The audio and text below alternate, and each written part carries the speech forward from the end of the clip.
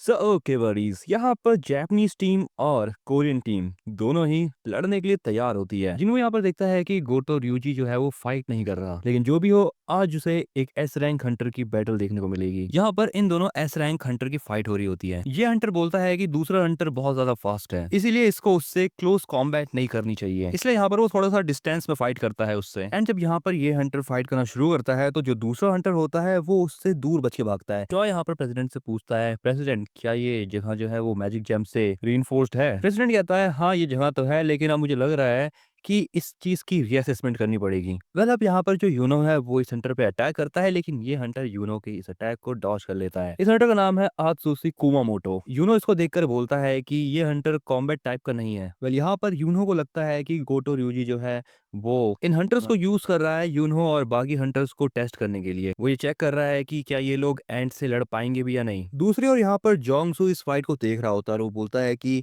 इन S rank Hunter की fight में उसका कोई भी चांस नहीं है। वेल दूसरी ओर यहाँ पर जो ये बंदा है ये डोंग वू को हरा देता है और यहाँ पर ये हंटर इस हंटर को भी हरा देता है। दूसरी ओर यहाँ पर चाहे लड़ रही होती है और जो उसके साथ लड़ रही होती है वो कहती है कि वो चाहे इनकी मूवमेंट को समझ नहीं पा रही। चाहे इन यहाँ पर बहुत आराम से उस हंटर को हरा देती है। इसके बाद यहाँ पर वो यूनो की हेल्प करने के लिए उसके पास जाती है, लेकिन ये वाला हंटर जो है वो चाहे इनके पीछे आ जाता है, लेकिन चाहे इन यहाँ पर उसके मुंह पर ही मारती रहती है। ये हंटर चिल्ला के बोलती है कि ये कौन सा मूव यूज किया उसने। वेल यहाँ पर ये हंटर जो है वो अपना टेम्पर लूज करने लगता है और इसको बहुत गुस्सा आ रहा होता है। हानेगावा यहाँ पर गोतो से पूछती है कि क्या अब ये मैच रोक दिया जाए। वो तो कहता है कि अगर यहाँ पर इंजरी का रिस्क है तो हाँ कर दो। मतलब यहाँ पर ये हंटर जो है वो बहुत ज्यादा फास्ट अटैक करने लगता है चाइन के ऊपर, लेकिन चाइन यहाँ पर उसको बस डॉज कर रही होती है। लेकिन ये हंटर चाइन के ऊपर आलतू फालतू के अटैक करे बीच में, तभी जिन्वू आ जाता है और जिन्वू यहाँ पर एक सेकंड के अंदर ही उसको पटक देता है। गोतो यहाँ पर जिन्वू को देखकर हानेगावा से पूछता है, क्या ये इन्फॉर्मेशन सही है कि ये सच में मेष टाइप हंटर है?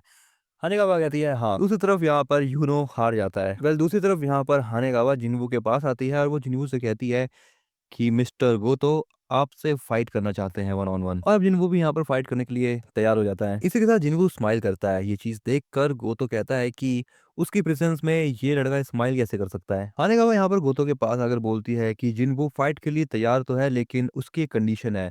उसने कहा है कि आपको अपने फुल पोटेंशियल पे लड़ना होगा उसके साथ। अगला सीन जूही का होता है जो कि जेजू आइलैंड रेड मिशन पे जाएगी, लेकिन एज अ सपोर्ट। अगला सीन यहाँ पर फिर से जिम का होता है। यूनहो चाहे से पूछता है कि अभी उसके आसपास बहुत सारे हंटर्स हैं, क्या उसको अभी अच्छा फील हो रहा है? चाहे कहती है कि वो फाइट करते समय अपने नाक पे कपड़ा रख नहीं सकती। गोतो यहाँ पर जिन्वू के ऊपर अटैक कर रहा होता है। फाइट के बीच में यहाँ पर जिन्वू ये सोच रहा होता है कि गोतो बाकी के एस रैंक हंटर से बहुत ज्यादा अलग है, लेकिन वो तब भी डॉज कर सकता है। जिन्वू यहाँ पर फिर से स्माइल करता है और ये चीज देखकर इस बार गोतो को गुस्सा आ जाता है एंड वो यहाँ पर अपने अटैक की स्पीड और ज्यादा बढ़ा देता है। ये फाइट देखकर डोंग वो कहता है कि इतने फास्ट अटैक को डॉज कर लेना ही बहुत बड़ी बात हो गई। चाइन कहती है कि जिन्वू यहाँ पर बस अपने अपोनेंट के अटैक्स को डॉज नहीं कर रहा, वो अपने अपोनेंट की स्ट्रेंथ को भी जांच रहा है। वेल गोतो अपने अटैक की स्पीड को और ज्यादा बढ़ा देता है और इस बार वो जिन्वू के चेहरे पर चोट पहुंचा देता है। वेल अब यहाँ पर जिन्वू भी सीरियस हो जाता है और वो गोतो ryuji का हाथ पकड़ लेता है।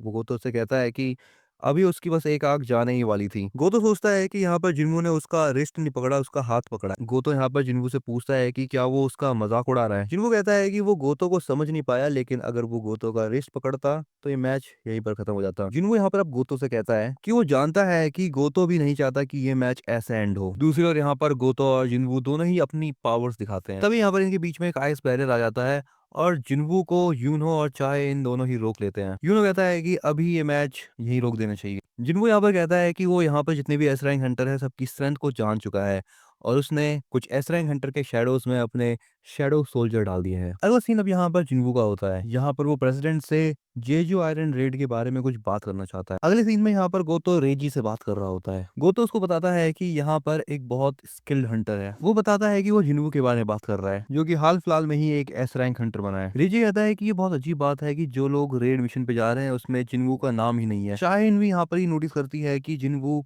रेड मिशन पर नहीं जा रहा। चॉय कहता है कि हो सकता है कि उसके कुछ रीजंस हो। यूनो देखता है कि बियोंग भी वहाँ पर नहीं जाएगा। अगले सीन में यहाँ पर जिन्वो अपने घर पर होता है और वो बताता है कि उसकी मॉम को अभी उसकी सबसे ज़्यादा ज़रूरत है, इसलिए वो जेजू आइलैंड पे नहीं जाएगा। अगले सीन में हमें दिखाया जाता है कि ये जो चींटियाँ हैं, इनके पास खाने के लिए कुछ भी नहीं बचा, इसलिए ये अब एक-दूसरे को खा रही हैं। वेल यहाँ पर क्वीन कहती है कि अब उन्हें जल्द से जल्द इस आइलैंड को छोड़ना होगा। लेकिन यहाँ पर दूसरी तरफ दिखाया जाता है कि इनके पास एक बहुत पावरफुल चींटी है, जो कि अभी-अभी संडे से बाहर निकला है। अगले सीन में यहाँ पर बहुत सारे हंटर्स को दिखाया जाता है जो कि रेडी हैं अपने जेजू आइलैंड रेड मिशन के लिए। और यहाँ पर बियोंग भी मिशन पर जा रहा है। यूनो कहता है कि उसे नहीं लगा था कि उनके साथ रेड मिशन पर बियोंग भी आएगा। बियोंग यूनो से कहता है कि वो जानता था कि बिना उसके यूनहो का काम नहीं चलेगा। जेजू आइलैंड पे दिखाया जाता है कि जापानीज हंटर्स जो है वो टीम से बट रखे हैं। अगला सीन हेलीकॉप्टर का होता है और ये जो आदमी यहाँ पर दिखाया जा रहा है ये मीडिया से है, जो कि लाइव ब्रॉडकास्टिंग करेगा जेजू आइलैंड रेड की। वह ये आदमी एक ए रैंक हंटर है। अगले सीन में यहाँ पर प्रेसिडेंट जो है वो ऑर्डर दे देता है जेजू आइलैंड के मिशन को स्टार्ट करने का। यहाँ पर ये सारी की सारी लाल चींटियां इनके हेलीकॉप्टर की तरफ बढ़ रही होती है, लेकिन चॉय एक सेकंड के अंदर ही इनकी हालत खराब कर देता है। चॉय यहाँ पर बहुत खतरनाक फायर पावर का इस्तेमाल करके इन चींटियों को भस्म कर देता है। तभी यहाँ पर जेजू आइलैंड के बाहर इंटरफेरेंस वेव्स को एक्टिवेट कर दिया जाता है, जिससे कि यहाँ पर क्वीन जो है वो बाकी चींटियों को कोई भी सिग्नल ना दे पाए। दूसरी ओर यहाँ पर ये जापानीज हंटर जो होते हैं वो चींटियों को खत्म कर रहे होते हैं, और दूसरी ओर चॉय और बाकी एस रैंक हंटर यहाँ पर होते हैं। शॉ यहाँ पर एंट्रेंस को बंद कर देता है। अब यहाँ पर बहुत सारे टनल्स होते हैं। यूनो कहता है कि उन्हें कौन से टनल में जाना चाहिए और जो क्वीन है वो कौन से टनल में उनको मिलेगी। शॉ यहाँ पर फिर से अपने फायर मैजिक का यूज करता है और वो बहुत छोटे छोटे से फायर फ्रेम्स बनाता है और सभी टनल्स के अंदर घुसा देता है। सभी टनल्स में से धुआं निकलने लगता है, लेकिन यहाँ पर एक टनल में से धुआं नहीं निकलता। चॉय कहता है कि हमें उस टनल के अंदर जाना चाहिए। दूसरी तरफ यहाँ पर सिटी में जिनवो अपना डेली क्वेस्ट पूरा कर रहा होता है। जिनवो यहाँ पर सोचता है कि जो हंटर्स जेजू आइलैंड पे गए हैं वो बहुत टॉप टियर के हंटर है और वो रेड को पूरा कर ही देंगे। दूसरी तरफ यहाँ पर चॉय और बाकी के हंटर्स टनल के और भी ज्यादा अंदर पहुंच जाते हैं। वो लोग देखते हैं कि एक बहुत बड़ा सा अंडा है जो कि फूट चुका है, और ये जो अंडा है ये बाकी अंडों से बहुत अलग होता है। अगला सीन इस हंटर का होता है जो कि थोड़ा सा इंजर्ड हो जाता है। ये हंटर इस लड़की से कहता है कि वो उसको हील कर दे, लेकिन यहाँ पर ये हंटर इसकी मदद करे उससे पहले ही कोई उसको खत्म कर देता है। और इसके साथ बड़ी यहाँ पर यह एपिसोड होता है एंड। सो तुम्हें ये वीडियो कैसी लगी इसके बारे में तो मुझे कमेंट में जरूर बताएं। इस वीडियो को लाइक कर दो और इस चैनल को सब्सक्राइब करना बिल्कुल मत भूलना।